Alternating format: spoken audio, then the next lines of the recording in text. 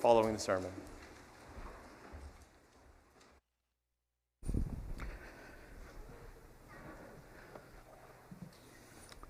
Well, ladies and gentlemen, we've gathered one more time to study from God's Word. I pray that the study will be a blessing to you tonight. Appreciate the good way that the lessons have been received thus far. I want you to imagine that you're living in the city of Jerusalem in the first century. At the age that you are now, I want you to imagine that you overhear about a plot to kill someone, an important someone. You have that information. What will you do with that information? As you study the book of Acts, it seems like the Apostle Paul found himself in one life-threatening situation after another. And yet somehow the Lord always seemed to have someone there who would help him out of that life-threatening situation. I want to go to the book of Acts. Let's look at Acts chapter 9 and verses 23 and following. This is where Paul is at Damascus. It's not a long time after his conversion, but he has been preaching there in Acts chapter 9, and he stirred up a group of people against him. And so it tells us in verse 23 that after many days were passed, the Jews plotted to kill him. And ladies and gentlemen, when you read about these plots in the book of Acts, they are real. This is not something that someone is just talking about. They're actually laying a plot to kill him. In Acts chapter 7, just 2 chapters earlier, Stephen, one of the deacons in the city of Jerusalem, he was murdered by a group of Jews. So you have to take these things seriously. So after many days were passed, the Jews plotted to kill him, but their plot became known to Saul, and they watched the gates day and night to kill him. They're not going to let him out of the city. They're going to murder him.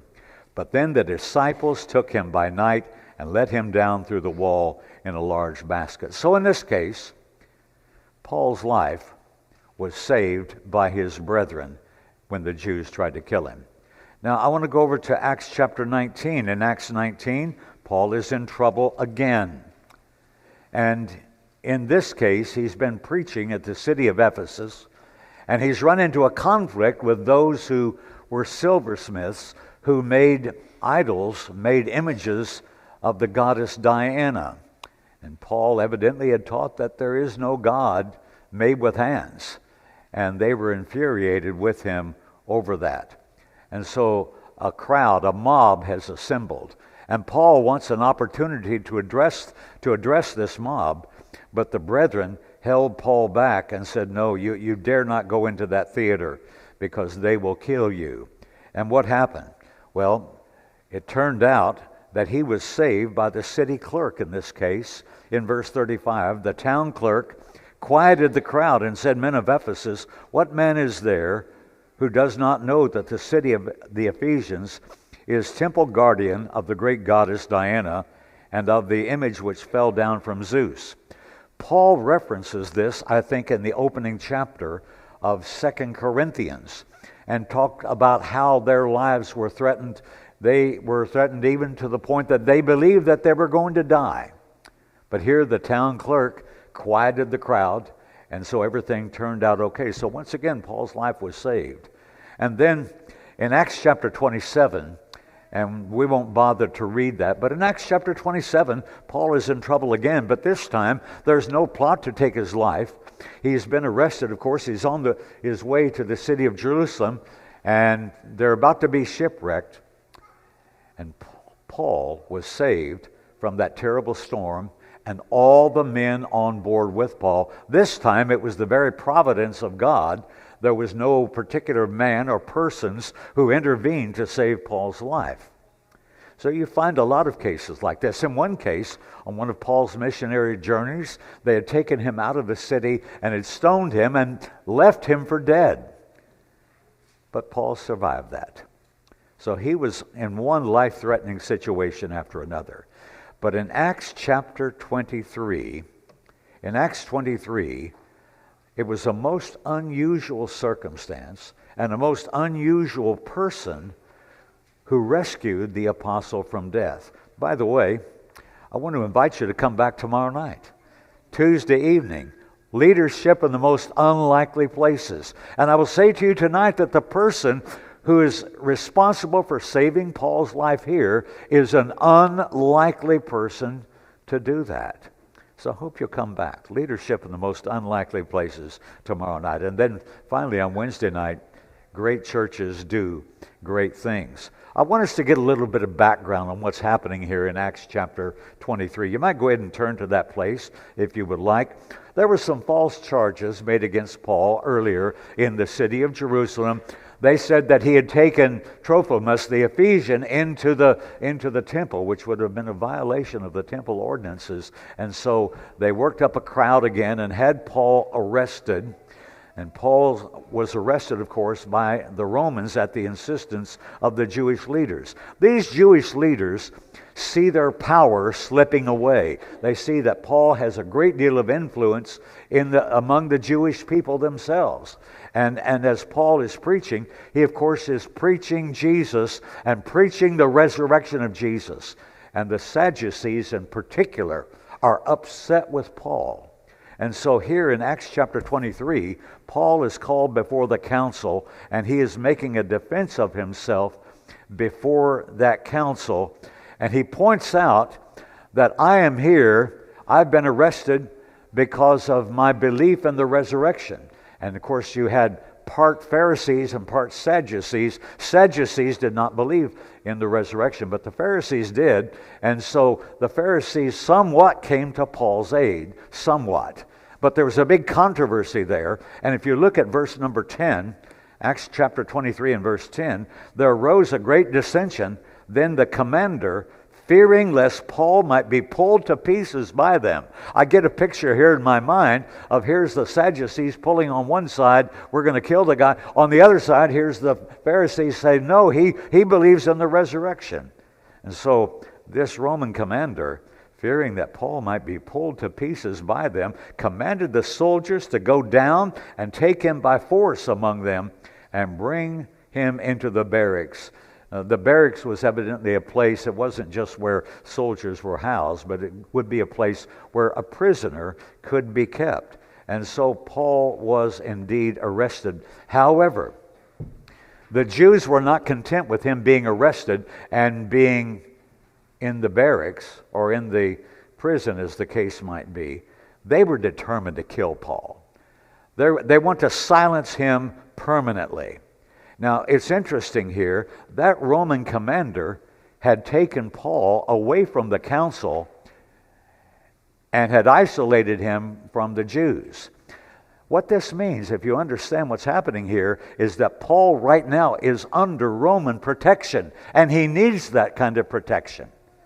And so how are the Jews going to kill him?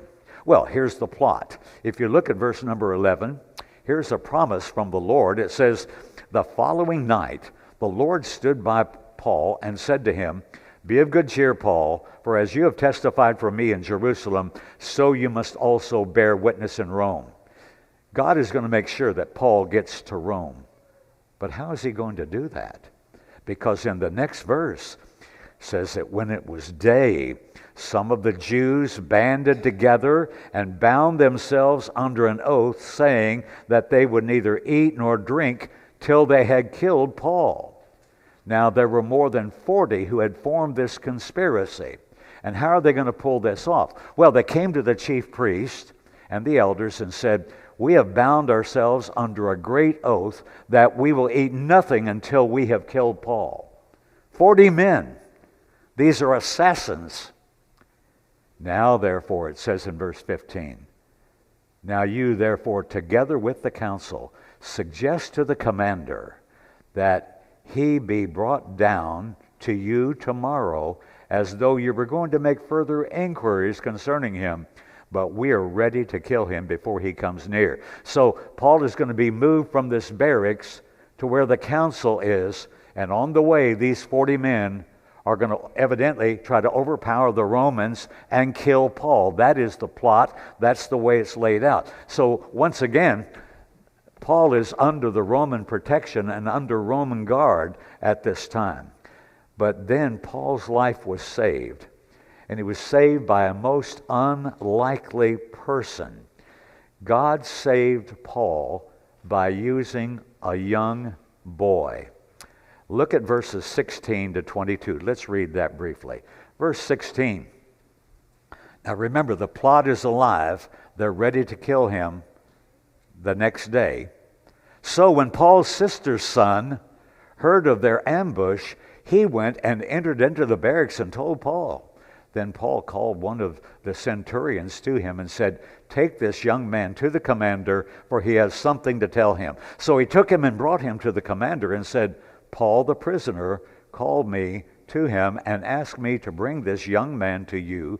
He has something to say to you." Then the commander took him by the hand. By the way, the commander taking him by the hand, this is not some grown man. This is a boy. Took him by the hand. He's evidently pretty young. Maybe he's 10, 12, 13 years old, something like that. Surely wouldn't be much older. But in any case, verse 19, the commander took him by the hand and went aside and asked privately, "What is it that you have to tell me?" And he said, "The Jews have agreed to ask that you bring Paul down to the council tomorrow, as though they were going to inquire more fully about him. But do not yield to them, for more than 40 of them lie in wait for him, men who have bound themselves by an oath that they will neither eat nor drink till they have killed him. And now they are ready, waiting for the promise from you." So the commander let the young man depart and commanded him, "Tell no one that you have revealed these things to me." Paul's life is going to be saved by this man that I have called, a young man called a young leader. The story of a young leader. That's what we see here in Acts chapter 23. We don't know much about this boy, but we do know that he saved Paul's life. And it's interesting the amount of detail that he has in this story. Because he tells the commander how many men are involved, 40 men. He tells that these men have put themselves under oath. It's kind of their life or his, because they're not going to eat or drink anything till they have killed Paul. That's their plan. You know, sometimes, ladies and gentlemen, we don't know the difference that a young person can make. But Paul knew. And I know, and a lot of folks don't know today. Let me talk about what this young man did. First of all, he showed concern for others. And if you've got the outline and you're writing in there, just put that in there. He showed concern for others. Or if you want, he showed care for others. You want to be a leader, you have to care about people. And what would be a wonderful thing to do is if our young men, these young men here in the front, or these young men over here, or these young ladies over here, if you would think about when you get to be an adult, do you really want to be a leader? Do you want to be an influence for good in the lives of others? Then you need to start now by learning to care about people. This young man learned of the plot to kill Paul. And though he was young, his reaction showed that he already had many of the qualities of manhood and of leadership. He evidently knew that life is not all about me. You know, we bring a baby into the world, and that baby is nothing but self-centered. He doesn't care if he cries in the middle of the night and gets his mommy and daddy up all night long, and they can't sleep. And whenever he sees a toy, he wants the toy, he grabs it. It's all about me. That's the way babies are. We need to be mature. Sometimes you'll see adults who are like that. I remember someone came into our assembly a couple of years ago. A lady came into the assembly wearing a t-shirt, "It's all about me."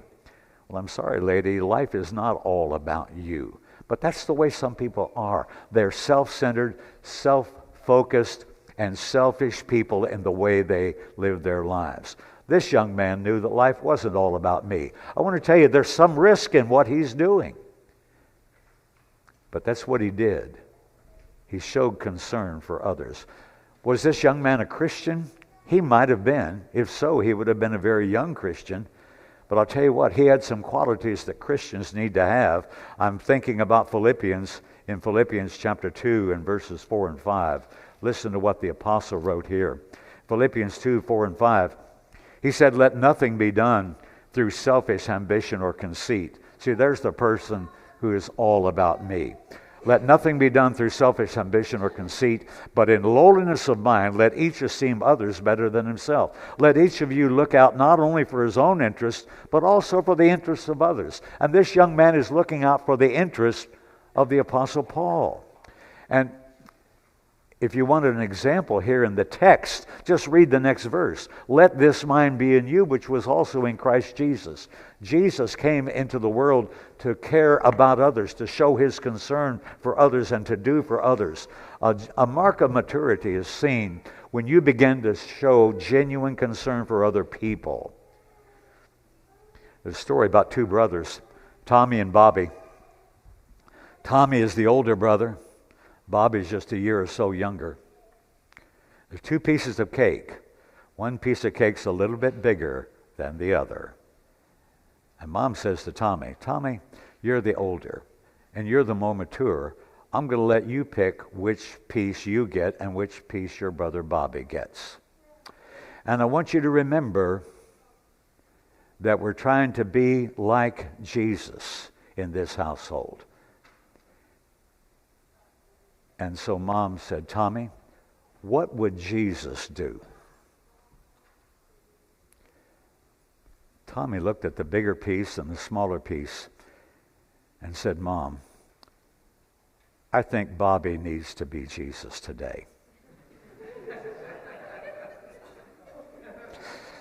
Yeah, what would Jesus do? Jesus came to care about people. He came to share his life with others and do good for others. So this young man showed concern for others. He cared. Secondly, he told someone, I forgot to pop that scripture up. Yeah, Paul's sister's son. Look who this is. This isn't just any young man. This is Paul's nephew. Paul's sister's son heard of the ambush. He went and entered the barracks and told Paul. And that raises an interesting question, doesn't it? See, he's going to tell someone what he knew. But should he do this only because it's his Uncle Paul that is in danger? I mean, he's got critical information that could not be kept secret. This is a matter of life and death. A man may die if he does not act. And you think about the pressure, the situation that this young man has to feel at this moment, that someone may die if he doesn't do what he ought to do. But I think it's not just a matter that it was his Uncle Paul. Every human life is valuable. Every one of us made in the image of God. Every human life is important. And I hope you believe that. But this young man had information, and we don't know how he got the information. Somehow, he got this information and got all the details of the plot. Maybe he was nearby when these 40 men were drawing up their plot. Maybe it was someone in his family that was going to be a part of this plot. We really don't know what caused him to have this information. Sometimes, kids are just in a place where they overhear something. But this young man had to do something. He did right. He told about the crime that was planned. And I want to ask you a question. At your age, I'm speaking primarily to young people, but older people too. There's some things you just have to tell. If you know that someone is doing something extremely dangerous they shouldn't be doing, like getting involved with drugs, do you realize that 70,000 people have died from fentanyl overdose in the last year? Altogether, about 100,000 people die every year from drug overdoses. But 70,000 related to fentanyl coming across our southern border. Our nation is flooded with it on almost a daily basis. And now, the kids that are vaping now, fentanyl can be mixed somehow, and I don't know how they do it, but can be mixed somehow with the vaping thing, and they can now vape fentanyl. Not that our kids would do that, but vaping is a fad, and everyone says, yeah, it's cool. All the kids at school, they've all got their vaping pipes on. I want to do that too. I want to do that so I can fit in with the other kids. But if you see some kid getting involved with drugs, You know about it, and maybe his parents don't know about it. Do you think you should do anything? Do you think you should tell someone? What do you think? Should you or should you not? Well, I don't want to be a tattletale. Let me tell you, a tattletale is someone who goes around looking to find something that they can tell on someone about. That's not a tattletale. If you see someone's life in danger, someone getting involved in alcohol, someone getting involved in criminal activity, someone even talking about suicide, you need to tell someone. That's what this young man did. You see someone about to destroy their life, you cannot be quiet. Someone says, well, you know, the kids at school, the kids I know in the neighborhood, they would look down on you if you told something on them. They would look down on you. Would it be better to let someone in your neighborhood die, someone in your school die? I will tell you, kids die from some of the dangerous things that they do. Rather than being loyal to some phony code that kids may have among themselves. I was at the Westbrook High School in Beaumont a few years ago. I was there for a counseling session. We'd had 2 young girls who had been killed in a terrible accident, and students who were well known in the school. And the school asked me if I would come over and counsel some of the kids and to help them work through this grief. But I saw a boy walking around in the school, had a t-shirt on, said, "Don't be a snitch." That is, we don't tell on one another. We're involved in a crime, we've stolen something, we're doing drugs, we're doing alcohol, we don't tell on one another. What a phony code that is, and what folly that is. Instead of being loyal to something like that, how about being loyal to God? How about being loyal to your friends in the sense that you're trying to help them and you do not want them to destroy their lives? Yeah, he told someone what he knew. And he told the right someone. Acts 23:19. The commander took him by the hand, went aside, and asked privately, "What is it that you have to tell me?" He went first to Paul, and they requested one of the centurions or one of the guards to come in, and then the message got to the Roman commander who was in charge of the prison. The information here was not only given to someone. See, the young man didn't just tell someone what he knew, but he told the right someone who could do something about the plot. I was reading today in 1 Samuel chapter 19, the opening verses of that chapter. And there in verse 1, Jonathan, son of Saul of the Old Testament, the king, he learns that his dad is going to try to kill David. And it's not just that his dad is going to try. Saul has told his servants, we're going to kill David. Jonathan is there. Jonathan's got the information. If he cares about his friend David, what will he do? He's going to go and tell him. That's what he did in verse number 2. You see, he had information, and he had to get the information to the person who was in danger. And that's where this young man started. He got the information first to the person in danger, to his uncle Saul, to his uncle Paul, and then it gets to the Roman commander, and the Roman commander can do something about this situation. Listen, if you've got a critical piece of information where someone is in danger, you need to tell someone, and you need to tell the right someone.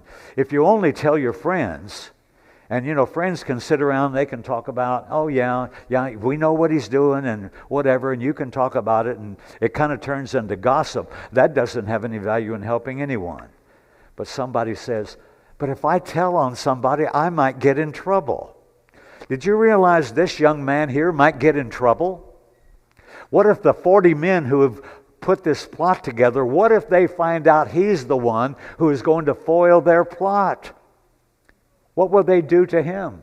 Sometimes when you tell someone something that needs to be told, you just might get in trouble. But if you don't, if this young man says, well, I won't tell because I might get in trouble, it could cost someone their life. In this case, it could have cost Paul his life.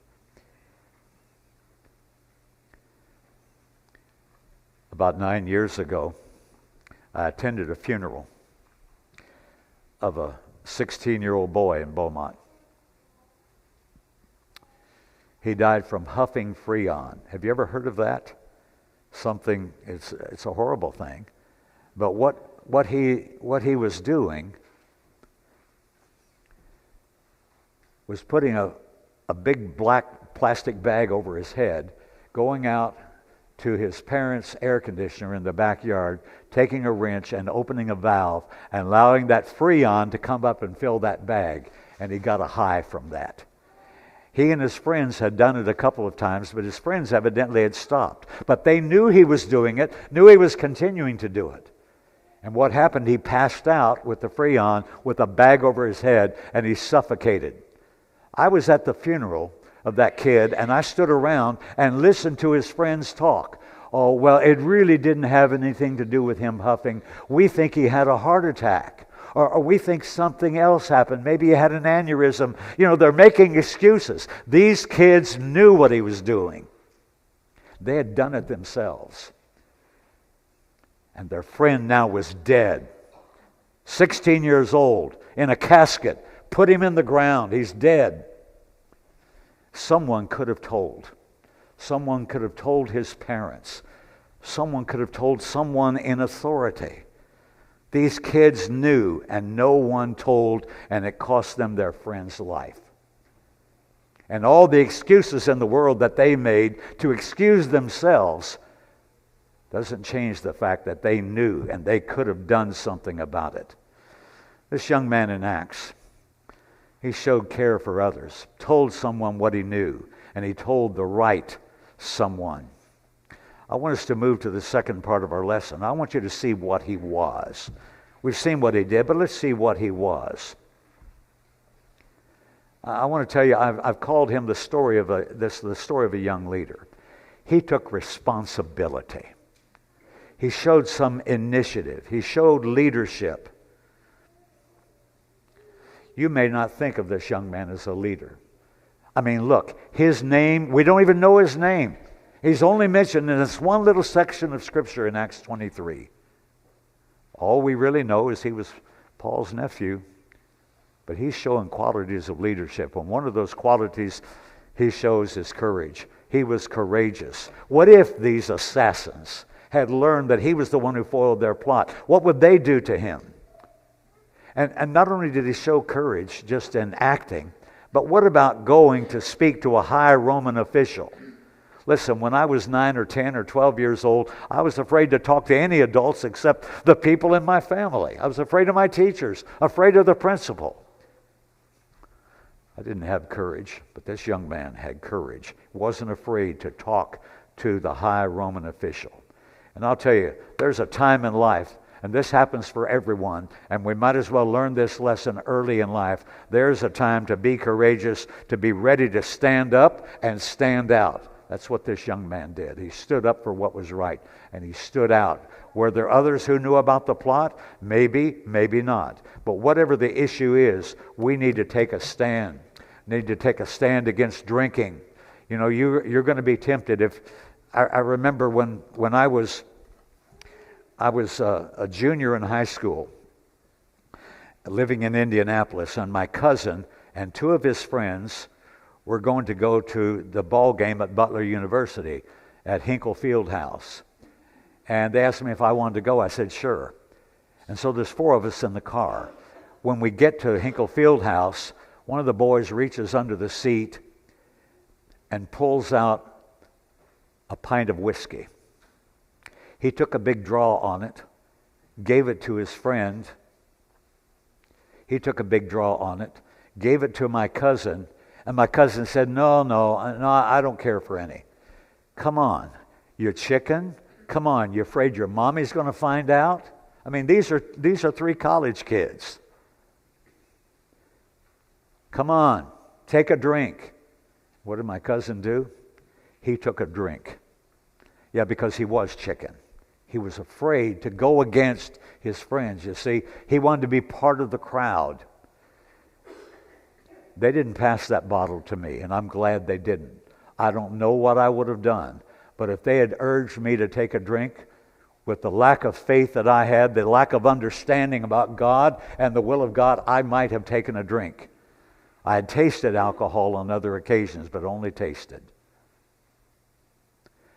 This young man here shows courage, and there are times when you, as a young leader, are going to need courage to face up to what this world tries to persuade you to do. I want to say that standing alone, you are never alone. When you stand up for God and stand up for what is right, God stands with you. Jesus, in giving his final instruction to his disciples in Matthew 28 and verse 20, he said, "Lo, I am with you always." And that's the truth. Our God is with us. I want you to see over in the book of 2 Timothy some of the very last words that the Apostle Paul wrote. And this is substantially several years later in chapter 4 when Paul now is going to die. Paul's life is saved in Acts 23. But in 2 Timothy chapter 4, he's about to die. That's what he said earlier in the chapter. He said in verse 6, I'm already being poured out as a drink offering, and the time of my departure is at hand. I've fought the good fight. I've finished the race. I've kept the faith. There's a crown of righteousness laid up for me. Paul is in a cold, dark Roman prison. And here's what he says. Look at verse 16. At my first defense, no one stood with me, but all forsook me. Paul is by himself. May it not be charged against them. Everyone had forsaken Paul. But, he says in 17, the Lord stood with me, and the Lord strengthened me. The Lord is with his people. And you be courageous. You be courageous in whatever situation you find yourself in. And I know when we're young, courage requires a lot of us. It's asking a lot of us in circumstances like this. But God always asks a lot of leaders. And when we're young and we begin to think, I'm going to be a kingdom leader, I'm going to be a citizen of God's kingdom, and I will not just be someone who warms the pews or carries a Bible. I'm going to believe what the book says. I'm going to follow what God says in this book, and I am determined to lead. And whatever situation I am in, I will be courageous in doing God's will. Yes, God will ask a lot of you, but it's what you ought to do. This young man is not only courageous, but he's trustworthy. That word trustworthy is an easy word to define. It just means worthy of trust. It means someone who's reliable, someone who's truthful, someone who's dependable. That's why God could use him. God could use this young man to carry out this important mission. It is unlikely that this young boy has any idea that God is using him. Maybe he knew. Maybe he learned later. Maybe Paul could thank God for him, and maybe Paul told him, God has used you to deliver me. Maybe he never thought about God using him. But God could use him because he was trustworthy. This important mission trusted to him. You know what? God had already told Paul that he was going to go to Rome. Look at chapter 23 and verse number 11. We read that verse just briefly a little bit ago, but right when that plot was being formulated, verse 11 says, the following night the Lord stood by Paul and said to him, be of good cheer, Paul, for as you have testified for me in Jerusalem, so you must also bear witness at Rome. What you see here is God making a promise, and then God, by his providence, making the promise come to pass. Think about it. God says, you're going to go to Rome. You're going to make it to Rome. That shipwreck in Acts chapter 27 where Paul had to endure. God had already told him, you're going to Rome. You're going to make it to Rome. And when God makes a promise, God fulfills his promise. But here, in God's providence, this young boy is used by God to make sure that Paul is not murdered in this city of Jerusalem. God is going to make sure it happens. And so this young man, what is he? He is God's tool to foil the plot of these 40 assassins. He is God's tool to ensure Paul's safety because he could be trusted. I would ask everyone here, whether you're young or old, but particularly these young men, can God trust you? Can God trust you? If you were called upon, you may not know that God is using you, but can God trust you if the circumstance came up? But a more basic question, can your parents trust you? You don't know what may lie in the future where God needs a person like you. You 5 young men sitting on the front row, the 6 of you counting the second row, some of these over here and over here. God may have something planned for you in the future where He needs you in a circumstance where you and your courage, your trustworthiness will be valuable to God so He could use you to accomplish something in regard to His will. But if you're trustworthy, you have to demonstrate it. You just can't say, sure, I can be trusted. Are you trusted at home? You know, at home is one of the first places where you must show your trust. And your trust that your parents have toward you. They want to trust you. I promise you that. I've never seen a parent yet who did not want to trust his child. But as much as they want to trust you, that trust can be lost in a moment by lying to your parents, by demonstrating to them that they cannot trust you. And it may take you months or even longer to regain their trust. If you're caught in a lie, you say, well, I'm going to be with this person.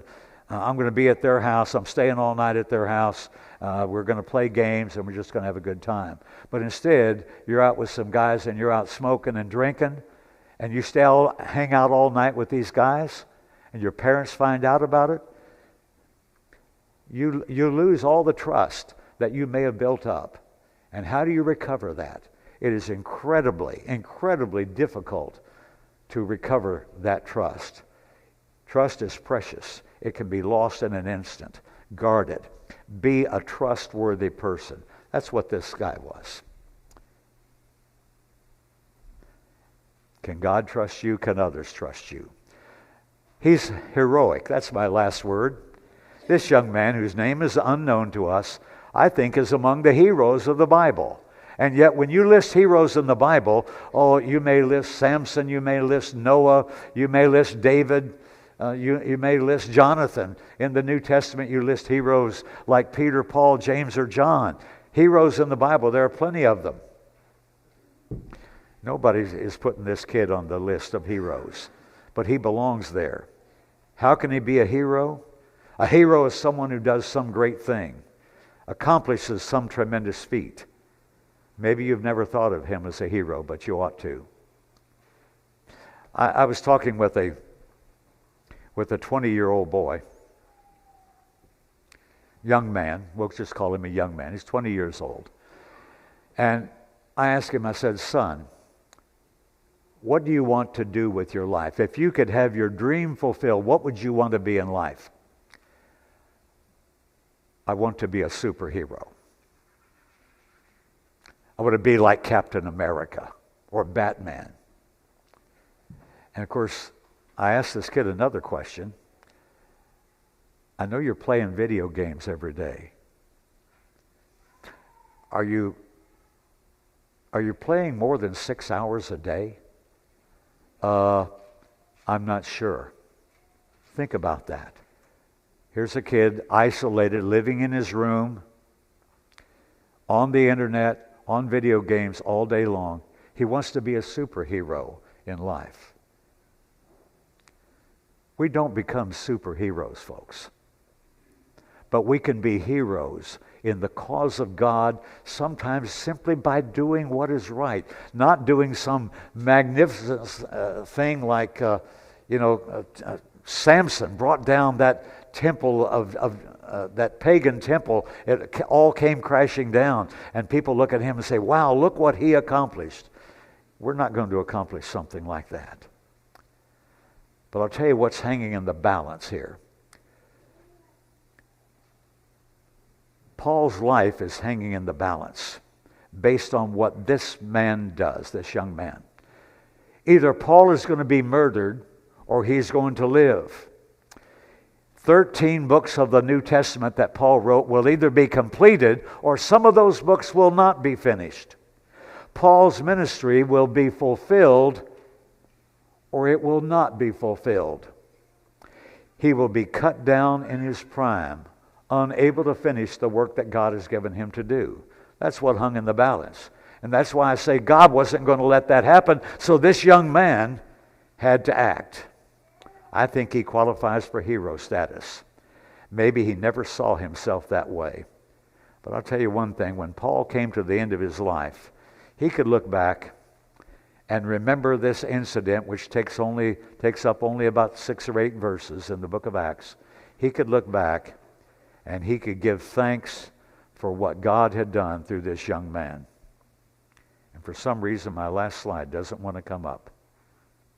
Give me a little help back there if you can. Hit my slide. If you can. Will it go? Maybe it won't. Anyway, here's the question that I had on that slide. Can others thank God for you? That's what Paul could do. When he came to the end of his life, he could thank God for the courage and the faithfulness of this young man. Can others thank God for you? I've seen many young men, young ladies also, that I could thank God for the good things they're doing right now in their lives. They're an example to others, sometimes doing better than adults do. Well, let's wrap the study up with just these few words. We don't know this young man's name, only mentioned in a few verses. Most people wouldn't think he was an important person in the Bible or even in the book of Acts. Yet he saved the life of an apostle. It shows us something about what a young person can do. This young person made a real difference in life. I wonder, though, what happened to those 40 men who said, we're not going to eat or drink until we've taken Paul's life? Wonder if they're getting thirsty by now. It's an interesting story, isn't it? How long did they go before they ate? And actually, when they made a vow, put themselves under an oath like this, they were obligated to carry out the oath. However, they could go to the chief priest and be excused from the oath. And so these guys would have to go with their tail between their legs and say, you know, we didn't pull it off. Can you please have us excused from this oath? That was a Jewish practice. The question is, and let's do one more slide, guys. One more slide. There you go. God is looking for leaders. What's he going to find in you? What kind of young person will you be? God is looking for young men and young women who will do his will. Their names may never be up in lights. They might not ever receive a hero's medal, but if you'll do the will of God, God will give you an eternal blessing. God is looking for leaders. And if you set your mind about to be a leader, then God may be able to use you. But I'll tell you what, don't just say, I want to be a leader. First, say this, I want to be a servant. I want to serve God and serve people. And you see, a leader has to have that attitude of a servant.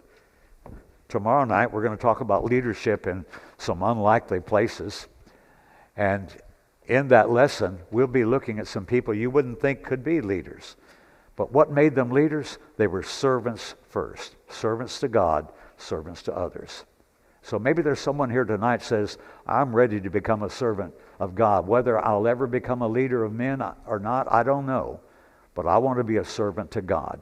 That's right. That's my will. I know it's God's will for me. Why don't you come now while we stand and sing? Come now, please. I can hear my Savior